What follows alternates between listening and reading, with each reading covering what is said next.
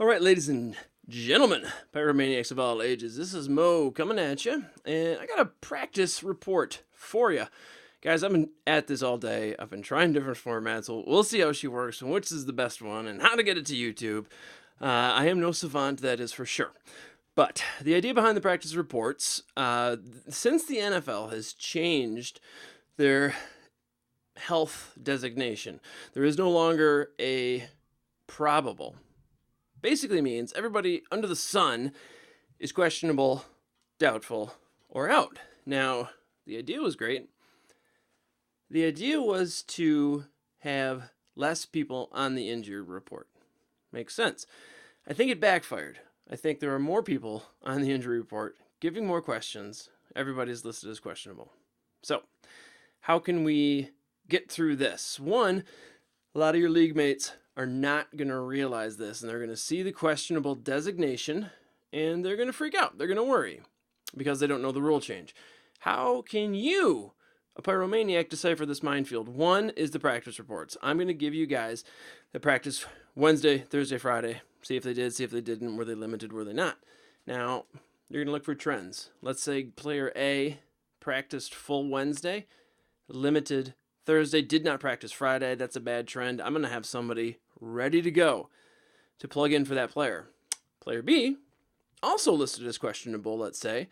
Maybe he did not practice on Wednesday, limited Friday, and then did not practice Wednesday, limited Thursday, got into full practice Friday.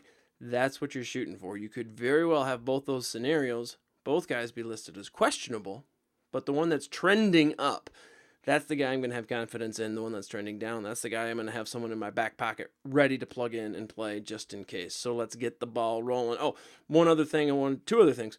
For you pyromaniacs, another thing you can do to help decipher this, load up your player pages, whoever you have playing. One cool thing we just released on the player pages is the Twitter feed. So you can scroll through your player page, and it's going to say all the mentions that player has on Twitter. So rather than going on Twitter, typing in all the guys, seeing if their status, are they going to play, are they not, as a game time decision, we've already done it. All you have to do is go to the player page and see what the latest mentions are, and you'll be able to tell. Another thing, we got Mr. Mills doing the injury report. He did a great one week 1. He has medical training, going to be a doctor.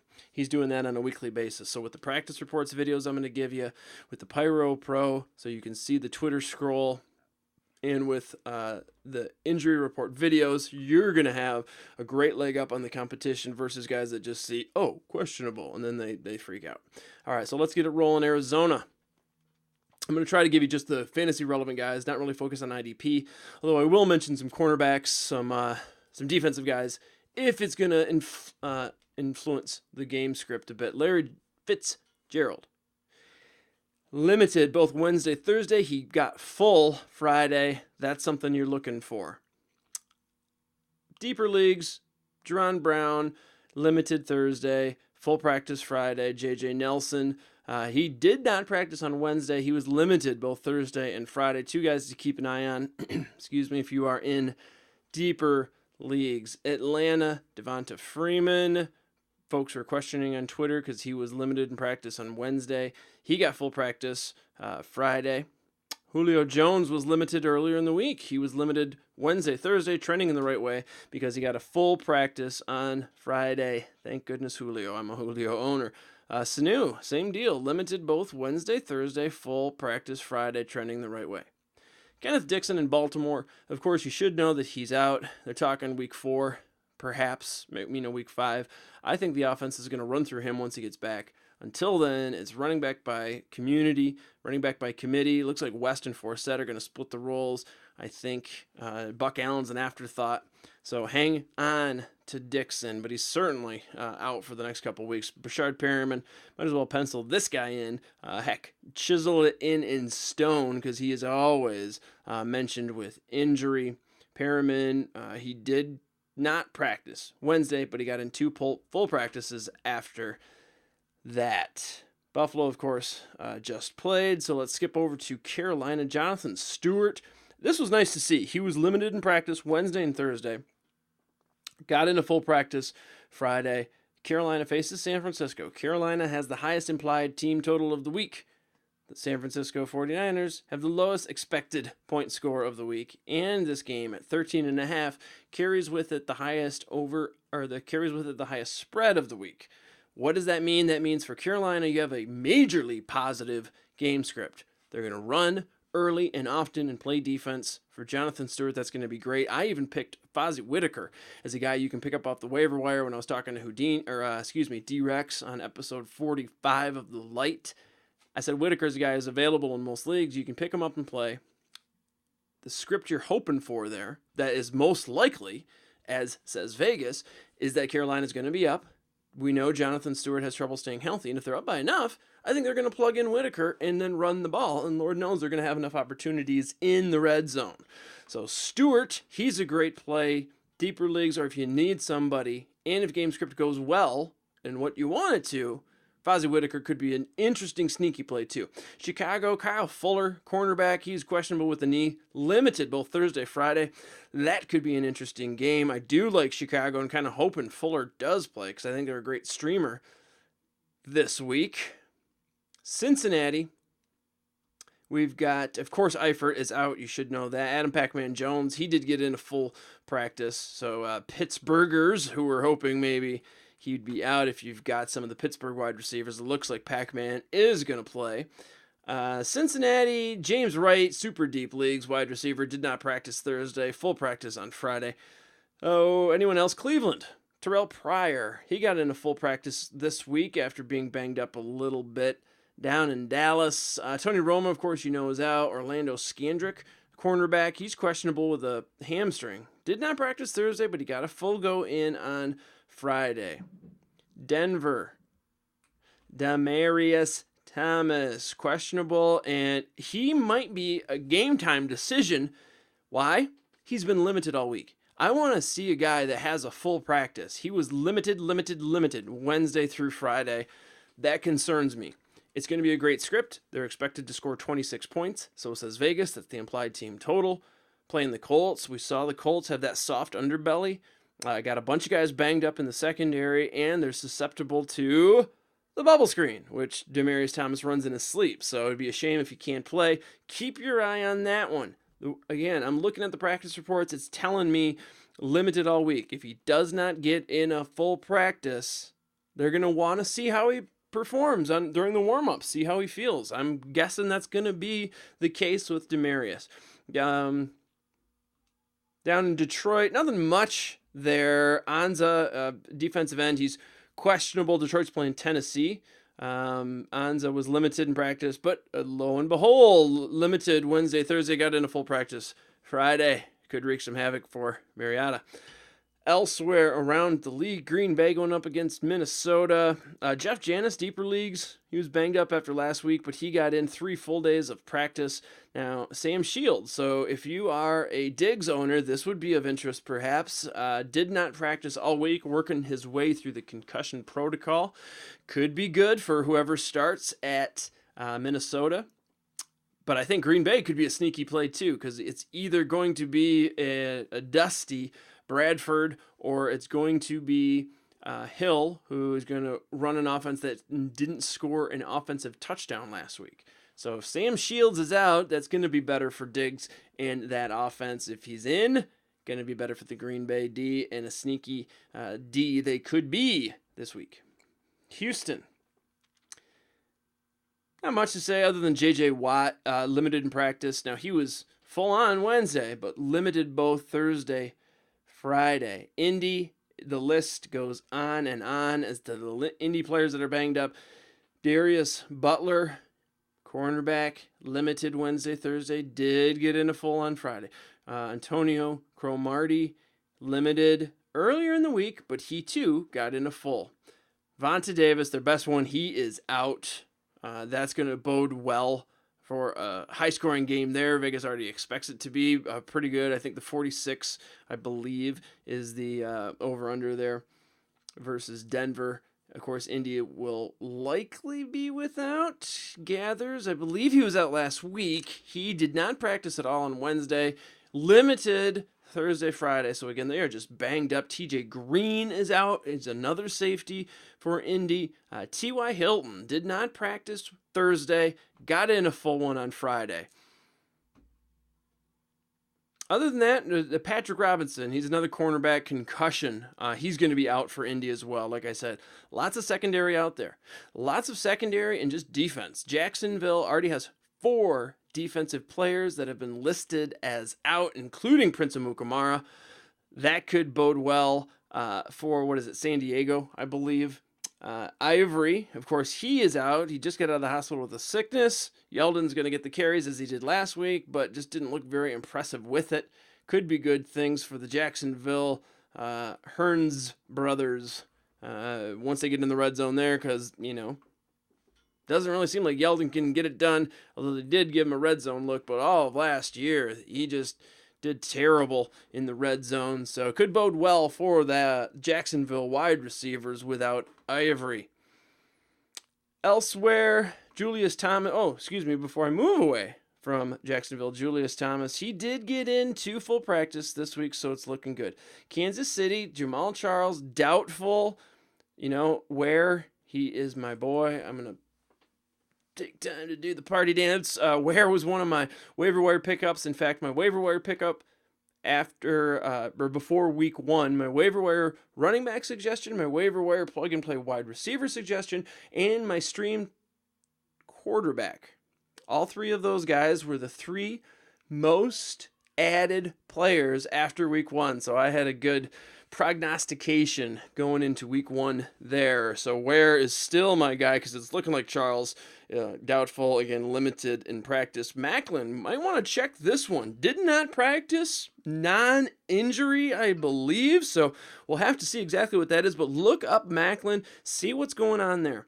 Ware was banged up after the game. I think that's all it was. He didn't practice Wednesday. Full practice Thursday, Friday. I'm not sweating Spencer Ware whatsoever. L.A., Farrell Cooper's got problems other than the fact that Jeff Fisher is calling the plays, but Cooper, he's doubtful. Only got in 1 practice this week on Friday, and he was in a limited fashion.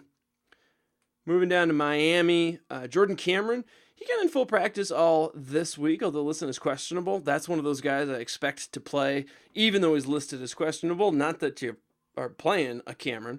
Arian Foster, again, same deal. He's listed as questionable, but he got in 2 full practices on the day I want to see, Thursday and Friday. Devonta Parker, the strings of ham, he was limited in practice all week. If you're going to go with someone there for the number 2, it's going to be Stills. And, the ground game. Didn't put up many points, put up, 10, I think, against New England the first week. Now they face Seattle. Seattle's 6.5-point favorites. I like that. I'd roll with Seattle. Mike Pouncey, the Miami center, he has already been listed as out, hasn't practiced all week long. Minnesota, although Rhett Ellison, the tight end, did practice this week, Cole Pruitt did not. That means Kyle Rudolph, who got in full practice all week, maybe gets a bigger slice of the pie, but that's not much of a pie there for the Minnesota tight end. Jerick McKinnon, who I do like long term, he was limited Wednesday, but got a full go Thursday, Friday, as did Mr. Peterson. New England, no surprise to see they've got a ton of guys on the waiver wire from Wiley, Crafty Bill. New England guys to look at, certainly Rob Gronkowski. Limited in practice, all 3 days of practice, Wednesday, Thursday, Friday, obviously one to keep an eye on. Chris Hogan, he went full. The one who did not, though, was Malcolm Mitchell, the wide receiver. He got a limited practice Wednesday, and then there was no report for him on Thursday, Friday. So if you're in a super deep league, I can't imagine Mitchell's going to be doing much for you unless you're in a rookie league maybe. Doesn't look good for him. Keep an eye on his updates this weekend. New Orleans, as I said, they are completely banged up. Delvin Breaux, he is now out, one of their cornerbacks. That means they've got 3 rookies that's going to be bouncing around, and they have 2 journeyman secondary guys that just joined within the last 2 weeks. So they can be had on D. That's some ownership that I'm going to want to get a hold of. Guys in that game, the New Orleans, the Giants, I love me some ODB this week and some Manning, even the Sterling Shepard. Heck, give me some Ty. I think there's going to be a lot of points to be had on both sides of the ball. I talked about the Vegas picks in episode 45 of The Light. Man, Vegas can really shed some light there. And if you combine that with the fact New Orleans, who we know gave up a historically bad 45 receiving touchdowns last year, if you combine all that information with the fact that they've got so many banged up guys, now they've lost Bro, it's going to spell fantasy goo. Josh Hill, not sure if you're really considering that, but Fleener owners might be looking over their shoulder. He's already been ruled out. The Giants, so here we go. Here's the Jason Pierre-Paul. Questionable, did not practice at all this week. So I think they might have to move that questionable to doubtful and maybe going to give some more time. If the Giants don't have a pass rush, then perhaps Breeze has more time. Again, you're going to like that as fantasy owners. Could be a shootout there with the Giants. The Jets, of course, they just played, so we roll down to Oakland. Not much to say about Oakland other than Taiwan Jones working through concussion, and it looks like he's going to be fine. Didn't practice Wednesday. He got in limited Thursday, full go Friday. That's Taiwan Jones, my boy. Kenyon Barner in Philly. He did get into full practice Friday.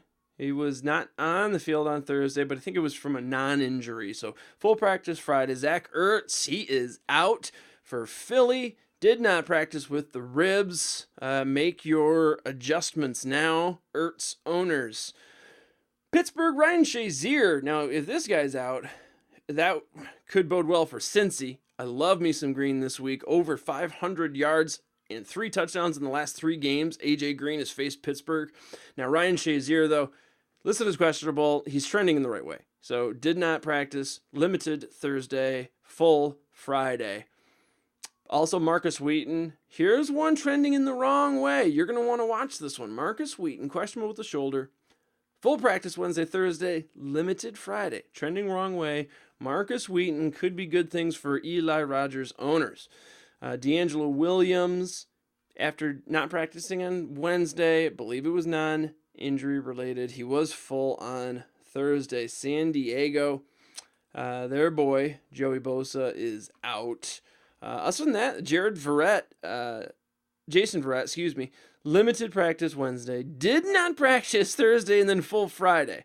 So you're going to want to keep an eye on that. Verrett's a great corner. San Diego game, I'm going to get some ownership there. That could be a good one. But I would keep an eye on Verrett, right? That's going to help the game script if indeed he is out. Jimmy Graham in Seattle got in a full practice all this week, as did my Notre Dame boy CJ Procise, got in a full practice all week. Moving down, Russell Wilson, he's even on the practice report, but he got full as well. No cause for concern whatsoever. San Fran, as I said, San Fran, you might be some sneaky pickups, maybe some DFS GPP plays with guys like Curley and Sean Drone. I answered a question about Hyde. I'm going to sell high on Hyde right now. San Fran is not going to be in a lot of favorable running game scripts. That's what Hyde does, doesn't catch a lot of passes. Sean Drone could have a sneaky game this week as they've got, as I said, lowest implied team total of the week facing Carolina, who has the highest implied team total of the week in 13.5. It's the biggest spread of the week. So they're not supposed to score a lot of points and they're going to get creamed. So says Vegas. Again, negative game script there for the pass catchers. Moving over to Tampa Bay.